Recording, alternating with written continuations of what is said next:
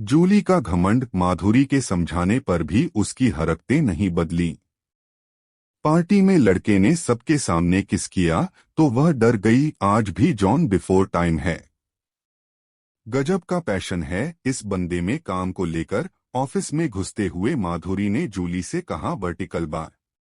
कौन? वह लल्लू। जूली हंसते हुए बोली, काम न करे तो यह बेचारा और करे भी क्या? मुझे नहीं लगता कि इसकी जिंदगी में काम के सिवाय और कोई चीज होगी। देखकर नहीं लगता कि कितनी रूखी सूखी जिंदगी यह जीता है। जूते के घिसे सोल की तरह बस किसी तरह जी रहा है। Julie, this is not right. किसी के लिए भी ऐसे शब्दों का इस्तेमाल करना ठीक नहीं है। जॉन ने एमबीए किया है, क्वालिफाइड है, बहुत समझदार, योग्य और शालीन इंसान है। वीमेन की रिस्पेक्ट करना जानता है। बॉस भी उसकी काबिलियत की तारीफ करते हैं और तुम हो कि या तो उसका मजाक उड़ाती हो या उसका अपमान करने के बहाने ढूंढती हो। माधुरी ने जूली की बातों पर असहमति जताई।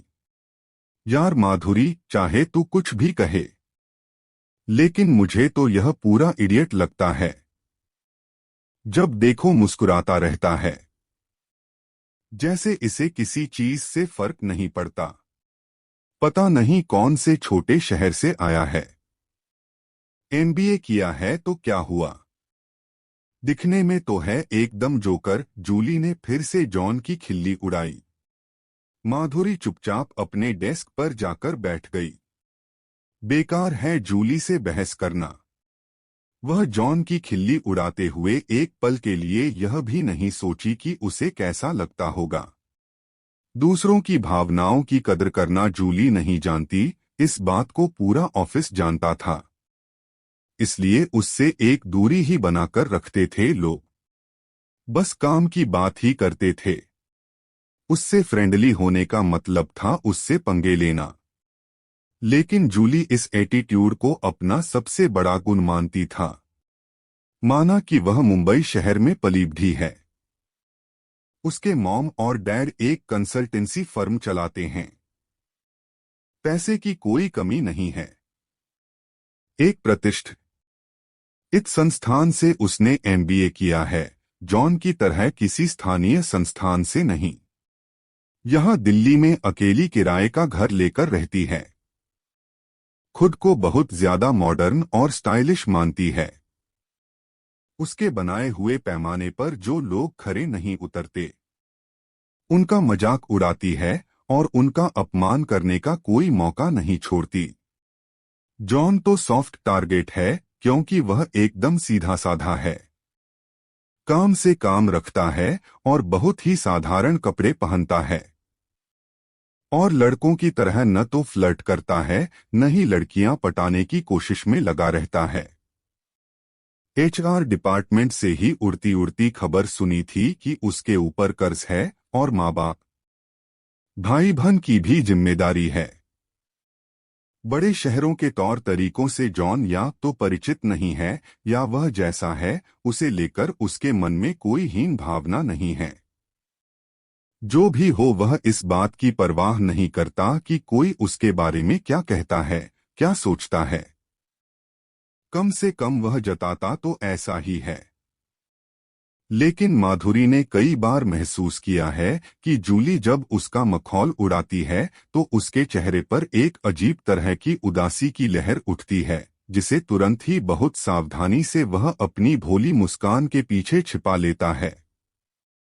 आज क्या पहन कर आए हो? धारीदार पैंट, पाजामा ही ज्यादा लग रही है और उसके ऊपर ढीली टी शर्ट। क्या शाम को सर्कस में कोई शो है तुम्हारा? शो करने से पहले एक तिकोनी फुंदने वाली टोपी जरूर ले लेना, जूली ने एक दिन उससे कहा तो वह कुछ पल उसे देखता रहा। फिर हंसते हुए बोला, your wish is my command. Beautiful lady. Julie उस समय झेंप अवश्य गई थी, लेकिन उसने उसका मजाक उड़ाना फिर भी नहीं छोड़ा। What are your plans for Christmas? Christmas से एक दिन पहले उसने जॉन से पूछा। ऑफिस में केवल वही दो ईसाई थे। हालांकि उसके अपने प्लान थे और जॉन क्या करेगा उसमें उसकी कोई दिलचस्पी नहीं थी। फिर भी जानबूझकर उसे शर्मिंदा करने के ख्याल से उसने पूछा था। वह जानती थी यह लल्लू कुछ नहीं कर सकता, कुछ खास नहीं। चर्च जाऊंगा और शाम को एक पेस्ट्री खा लूंगा, जॉन ने बहुत सहजता से उत्तर दिया। Oh no, how boring. तुम जिंदगी को इतने फीके ढंग से क्यों जीते हो? चाहो तो मेरे घर आ सकते हो कल। पार्टी है दोस्तों के साथ, मैं खूब मस्ती करने वाली हूं, जूली ने कहा। सच में तू जॉन को बुलाना चाहती है? तू तो उसे पसंद नहीं करती, माधुरी ने हैरानी से पूछा। अरे नहीं, मैंने तो ऐसे ही कह दिया। वैसे भी यह भोंदू कौन सा आने वाला है, आ भी गया तो हमारा एंटरटेनमेंट ही हो जाएगा। जूली ने उसे आंख मारते हुए कहा और अपनी स्कर्ट पर गिरे पेंसिल के छिलके को ऐसे फूंक मारी जैसे जॉन को ही तिनके की तरह उड़ा रही हो। यह ठीक नहीं है। मैंने जॉन की आंखों में तेरे लिए कुछ एहसास देखे हैं। He cares for you. वह उसकी प्रॉब्लम है। But I don't care. वह क्रिसमस का दिन था, ऑफिस में छुट्टी थी। जूली ने अपने घर को बहुत ही सुंदर ढंग से लाइटिंग लगाकर सजाया था।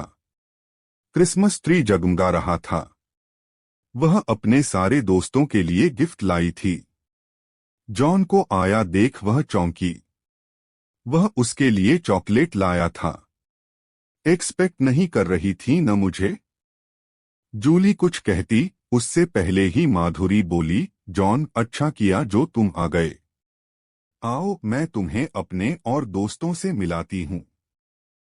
जॉन, कम से कम आज तो ढंग के कपड़े पहनकर आ जाते। अफलातून लग रहे हो।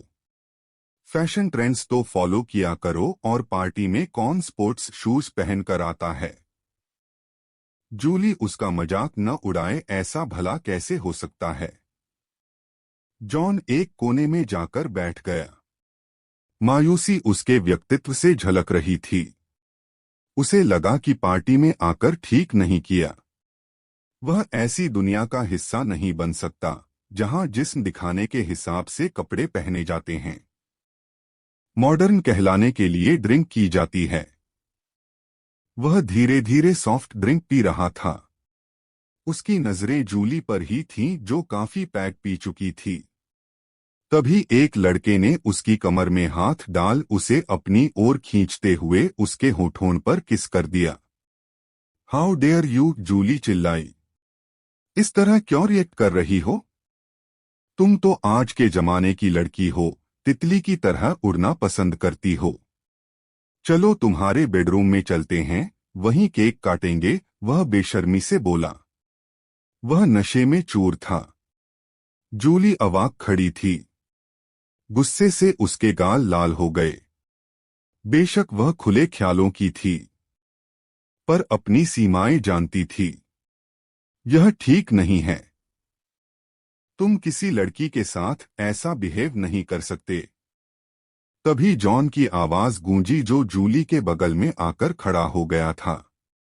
उसकी ना की रिस्पेक्ट करो। Learn to respect a woman. वह लड़का गुस्से से यह कहते हुए बाहर निकल गया कि तुझे देख लूंगा। जूली टकटकी लगाए जॉन को देख रही थी। जॉन इस तरह किसी को डांट सकता है, इसकी उसने कभी कल्पना तक ही नहीं की थी। भोंदू, लल्लू और न जाने क्या क्या वह उसे कहती रही है, पर वह बिल्कुल ऐसा नहीं है। इतने सारे दोस्तों के बीच जिन्हें वह स्मार्ट समझती थी, केवल उसी ने उसके लिए आवाज उठाई थी। वह उसे इस समय सबसे प्यारा इंसान लग रहा था। अपने भीतर उसे कुछ घुमड़ता हुआ महसूस हुआ जूली को। उसके लिए कुछ फीलिंग्स जागीं। मन उससे कुछ कह रहा था, दिल की धड़कनें कुछ सुना रही थीं। वह क्रिसमस का दिन था, पर उसे लगा सांता गिफ्ट देने उसे आज ही आया है।